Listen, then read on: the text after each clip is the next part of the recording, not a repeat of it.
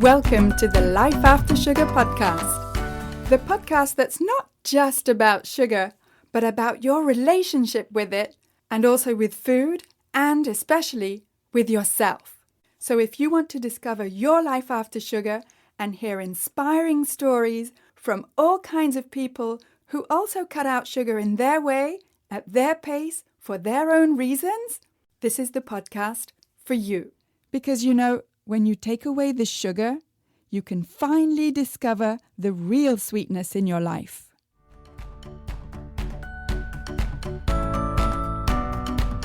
I'm your host, Netta Gorman, and today I'm talking with Violet, who shares with me how cutting sugar and white flour completely changed her husband's Crohn's disease symptoms and ended up changing her own health as well. And we also talk about what that type of change actually looked like for her in real life, as well as for her family, because Violet is raising young kids and she doesn't want to make them feel restricted. So we'll get to our chat in just a minute. But first, I just wanted to tell you that if you're looking for some free resources, then I have plenty for you. First, download my 5 tips to get rid of cravings. And those 5 tips may not be what you think they are. So go to aftersugarclub.com and download your 5 tips today. And while you're at aftersugarclub.com, why not take the cravings quiz? I created this cravings quiz specifically to help you start thinking more deeply about what triggers your cravings. And when you do this quiz, you'll get your personalized score as well as my practical tips to help you take your first step to get rid of cravings. Those free resources are at aftersugarclub.com.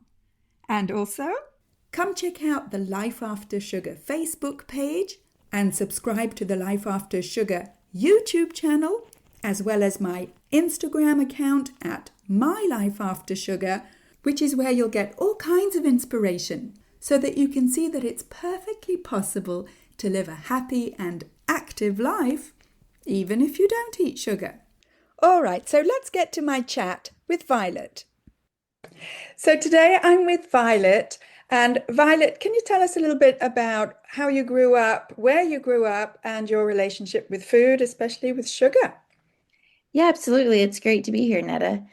So I grew up in North Carolina on the East Coast of the United States, and I grew up from in a pretty healthy family. Like we watched our sugar best we knew, but looking back, we ate a lot of it. Even if it was homemade, it was still packed with sugar, lots of white flour, all of that.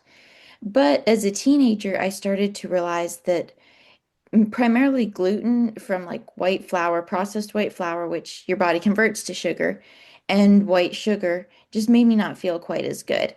I couldn't really put my finger on it, but I knew I just didn't feel quite right. So, because of that, and because I love baking, I tried to start reducing those things in my baking.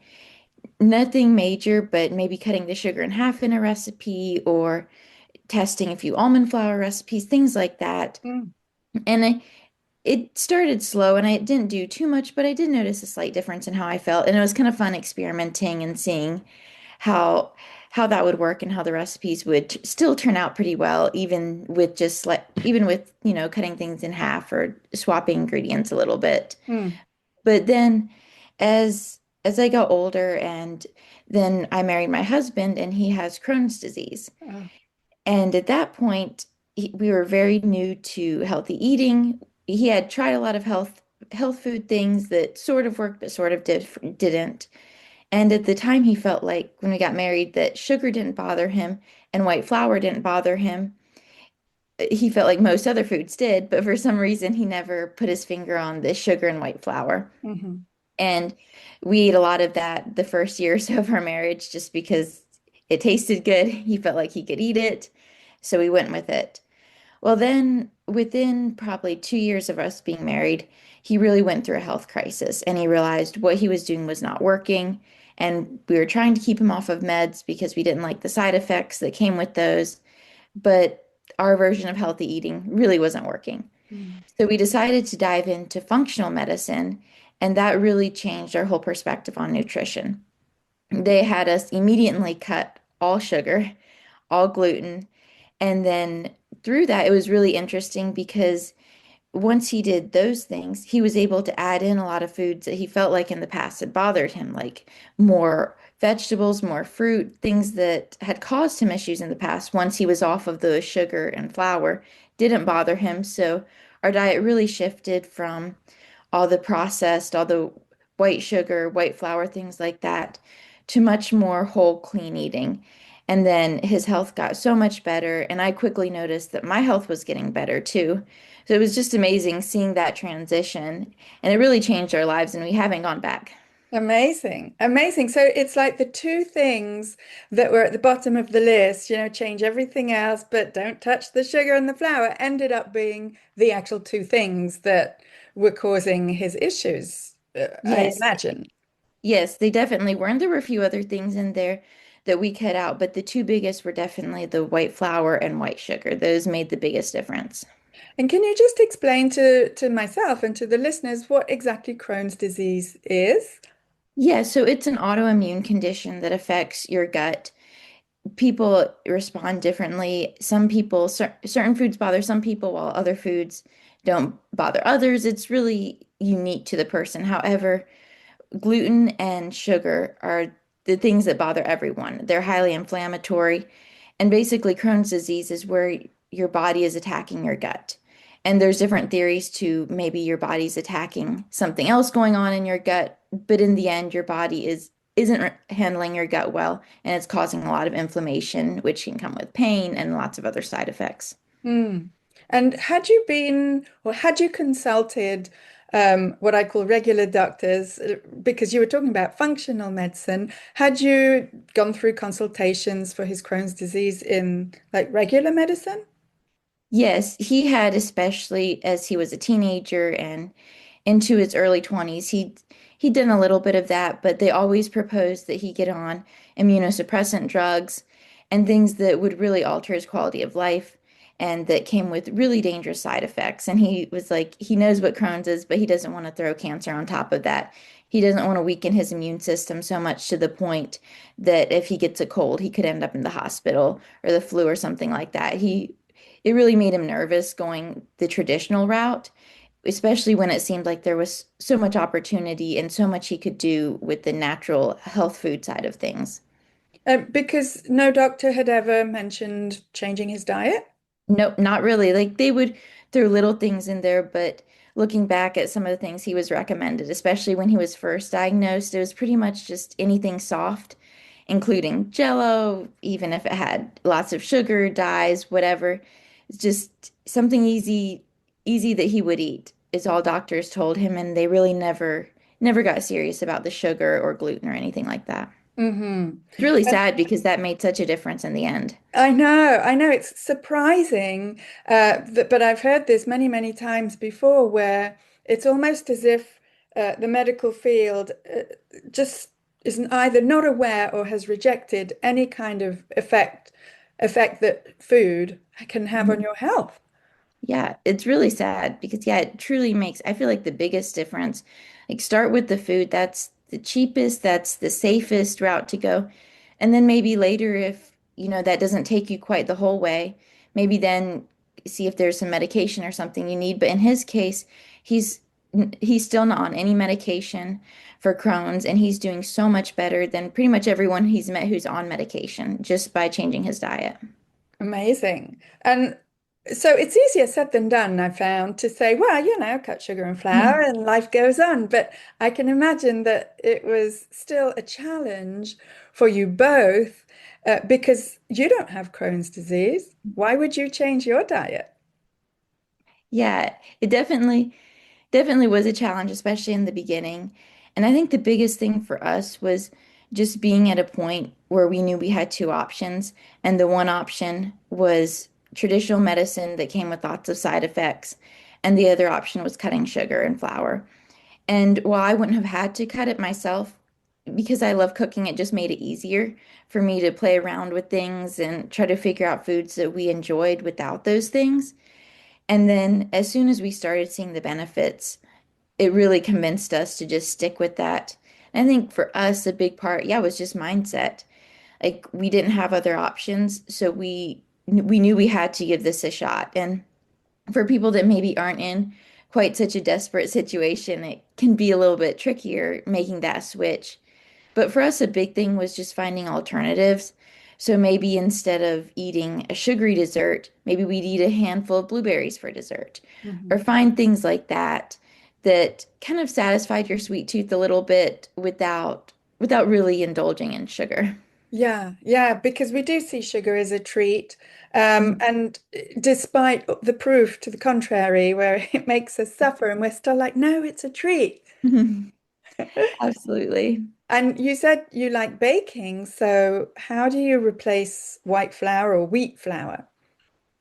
Yeah, so oat flour and almond flour have become two of my go-tos. We love sprouted oat flour that's easier to digest, and it's also the nutrition in it is much more available to your body once it's sprouted. So I just buy big bags of sprouted oats from Costco and grind them in my food processor for really easy flour that works really closely to wheat flour. So that's been one of our favorite things to do. And it's still carbs, so we try not to eat that constantly, but for fun baking treats and if we want to make pancakes for breakfast or something, oat flour is a go-to. Almond flour is also really good. That's a little, it can be trickier to bake with, especially if someone's new to baking, but it's also a good way to substitute the wheat flour there. So those are our main things when it comes to getting rid of all the gluten. Yeah. So basically, I mean, the bottom line is you need to know how to cook. And if you don't already know, you need to start learning.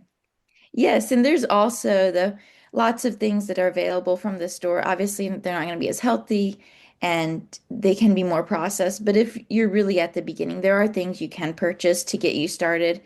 Gluten-free has become a lot more popular, but you still need to at least know how to read the labels because sometimes they might not have gluten, but they'll have lots of other things that aren't good for you. Yeah. Yeah. And they know that the Yes, marketing people for the food industry, they figured it out way before we have. they do. Yep. So learning to cook is definitely a huge, huge thing if you're trying to eat healthier. It's probably the easiest way to get healthy food that actually tastes good. Yeah. Wow.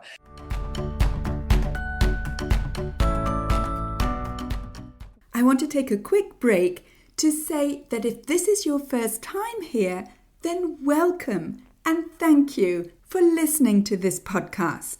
And whether you're new or a regular and you haven't yet rated or reviewed this podcast, could I ask you to scroll down and tap on the stars to rate this podcast and also to write a short review to let me know how this podcast is helping you in your life after sugar. I love reading your reviews. And when you rate and review this podcast, not only does it encourage me to continue making new episodes, but it also helps to share this podcast and have more people see it so that we can help more people feel better and lose weight with less sugar. So again, thank you for rating and reviewing this podcast and for spreading the word about sugar.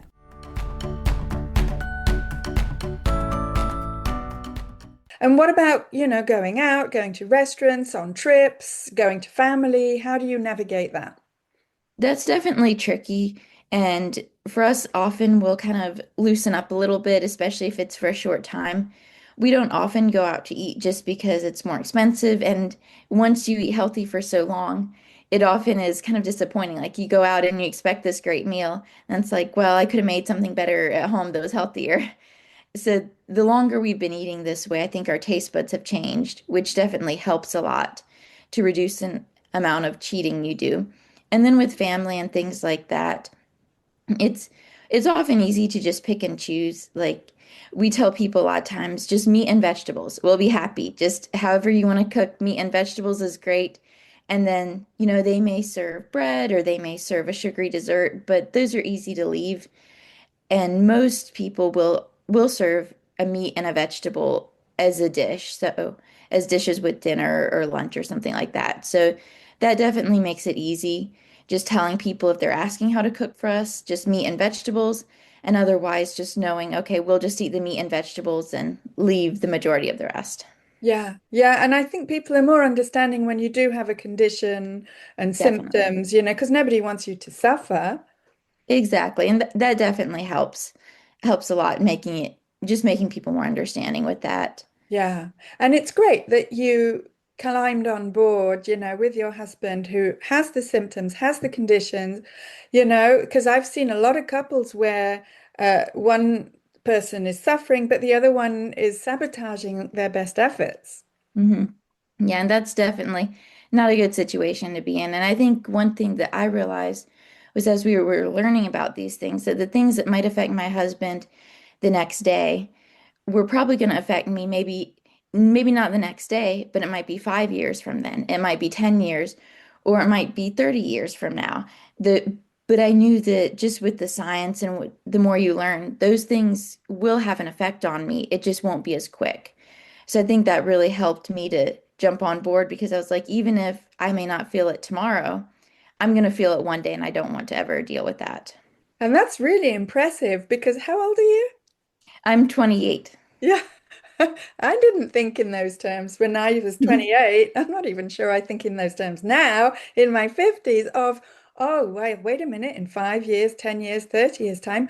I mean, what encouraged you to think in those terms?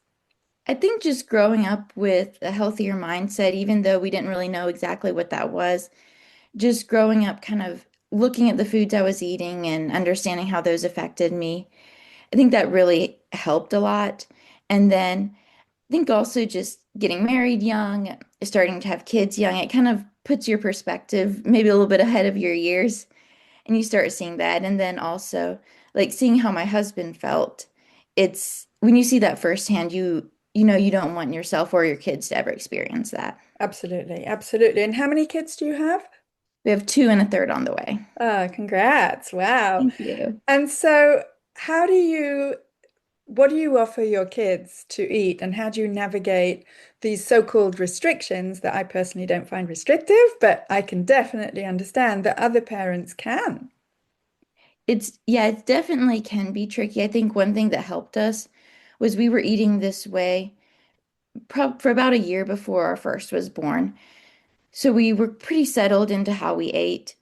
And then we just, whatever we're eating, we feed our kids. And obviously, kids can be picky. So our 2-year-old, she's almost 3. She definitely has her opinions about food. But if all we have in the house is healthy food and no sugar, she doesn't really have options. So like she wanted a snack this morning, so she asked for a bowl of yogurt. And for a lot of kids, a bowl of yogurt might be packed with added sugar, all that. But because I have just plain yogurt with a little bit of fruit in it, that was her sweet treat, and I was happy to give that to her. So a big thing for us is just not buying things we don't want us or our kids to eat. And then kids will eat. Kids have been eating healthy whole foods for thousands of years. So just because now what's marketed to kids is all bright and colorful and packed with sugar, it doesn't mean that that's what they have to have. And when you start young, they just don't know any different. Absolutely. Yeah, absolutely. They get used to that. And what about if either they go to their grandparents or they go to other friends or whatever? They're still pretty young to have play dates and stuff, but and they haven't started school yet. So how do you see that playing out? So right now, we definitely lighten up a little bit in certain areas. Like if they go somewhere and there's a muffin or, a piece of banana bread or something, I'm not going to be super strict with that. Like they can try it, they can enjoy it. But then if we're there, there's certain things like for me, because I don't have Crohn's disease and I know kind of my body and how much I can handle. So I'll kind of cheat a little bit in certain things like that and just loosen up. And I'll do the same for the kids. I'll let them. But there's certain foods like soda. I'm never going to touch a soda again in my life. And if the kids are with me and they're young enough that they don't know what soda tastes like, they're not going to get a taste of it. Hmm. There's no need. So just trying to use moderation, not saying you can't have anything here, but also picking and choosing what's really loaded with sugar, what's going to cause.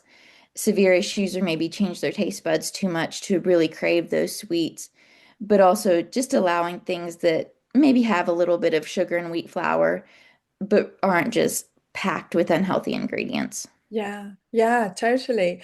I mean, it sounds similar to what I did, although I didn't know what the heck I was doing. I was Mhm. just fumbling along. But, not saying no to my daughter, Mhm. but at the same time, as you say, what's available for her 90% of the time, because that's in the home, Yeah. is what I bought at the grocery Mhm. store. Obviously, she has no buying power as a Yeah. child. When they become teenagers, it's a different story. Yeah, definitely. And that's when we hope kind of the way we've eaten will have that influence and also just what they like. Like I've seen them, I've seen our kids not enjoy certain foods that are high in sugar. Like for Christmas, we made Christmas cookies and they were healthier than most. We made them with coconut sugar, but the icing still had some white sugar in them. And it was so funny because my 2-year-old, she said she didn't like the icing. I'm like, okay, great. I think it was just too sweet for her. She wasn't used to that. Yeah. So I'm hoping that growing up with this diet as they get older, they'll hopefully at least often make those good choices and they won't be used to those things, so they won't crave them as much. Yeah. I mean, there might be a period where they rebel and then they'll go, Obvious. Yeah. yeah, which I kind of hope they do because it's a normal part of growing up, apparently. But yeah, I mean, it doesn't feel like you have to make an effort when your taste buds are like, ugh, it's not good, like your daughter with the icing. Exactly. And I think all kids will want to, try the different foods. If their friends are drinking soda, they'll want to try it. But I do think just being raised from a young age on those healthy foods definitely helps a lot. And then it gives them a good foundation that they can come back to if they decide to eat a little bit differently. And I know like for me, I did I never went completely. I probably always ate about as healthy as I did growing up. But there were a few years where, you're in school, you maybe eat out a little bit more, things like that. But then because I had some foundation of what was healthy, and then also because my husband, it was very easy to pivot back to even healthier than what I grew up with. Yeah, yeah. And so, what would be like a piece of advice that you would give to people who have young children and who don't want to feel like they're taking anything away from their kids or restricting them? Yeah, absolutely. So I would say just if you have young kids, just really watch what you eat. Just set the example and buy foods you enjoy that are healthy and offer those things to your kids. And yeah, you don't have to nitpick everything. It doesn't have to be 100% of the time, but just find some good snacks, find some good meals that everyone will enjoy that don't have that sugar in them, and then go from there. And you can start with small steps. If the kids love sugar, then you don't need to cut out everything day one. That's not going to go well. But Hmm. if you start slow, finding one substitute at a time that the kids enjoy, that you enjoy, that'll make things a lot easier. Yeah, fantastic. And do you know whether Crohn's disease is hereditary or genetic? It's debated. And yeah, most doctors will tell you that it is genetic. However, when you look at the stats, it's really interesting because it's just spiked in Western countries pretty much since the introduction of processed foods. And you don't see it hardly ever in third world countries. And if it was hereditary, we would expect to see something throughout the world a little bit more, and we wouldn't expect the extreme spike over the last handful of years. So well, I believe that, you can have maybe a natural weakness in your body that makes it easier to get Crohn's disease. I truly believe that in the end, it's not just purely genetic. Yeah, yeah, sounds like it. All right. Well, thank you so much, Violet. It's been very inspiring to hear you at such a young age be so aware of not just the food that you eat, but the imprint that you have and the influence that you have on your children. Well, thank you. It's been great to get to share with Netta, with you and your audience. You're very welcome. Thank you. Love this conversation with Violet. And what I love about her story is that it was a process. It wasn't about perfection. It started with just noticing how certain foods made her and her husband feel, and then be willing to be open enough to try something else. And cutting white sugar, white flour, gluten, that is huge. Something that most of us would probably be unwilling to even think about, let alone try. But Violet and her husband did it, and that ripple effect will positively influence their children. And if you're listening to this episode and thinking, I know white sugar and white flour affect me, but I don't know how to change that, and you're not looking for rules, no restriction, but a way to live day in, day out without sugar and flour in day-to-day life, well, that is exactly why I created the Freedom from Cravings Formula program. Because I created this program specifically for women over 50 to help you go deeper into your relationship with food, especially sugar, and also into your relationship with yourself. And so that you can get guidance and support to help you stop emotional eating, break free from sugar cravings, slim down, and feel more in control around food. In the program, you'll get step-by-step guidance and customized support through the 5-step formula that I've developed so that you can live your life with more energy and fit into your favorite clothes effortlessly, feel confident in your food choices, and ditch the shame and embarrassment that you feel every time your emotions make you slip or fall off the wagon, and so that you never have to feel like you're on some kind of restrictive diet. By the time you're 50 and over, you've spent decades looking after everybody else. And now it's your turn to take care of yourself. So let's chat about your specific needs and why you want to break free from cravings. You'll find the link to book a free video chat with me with this episode in the show notes. That's it for this week.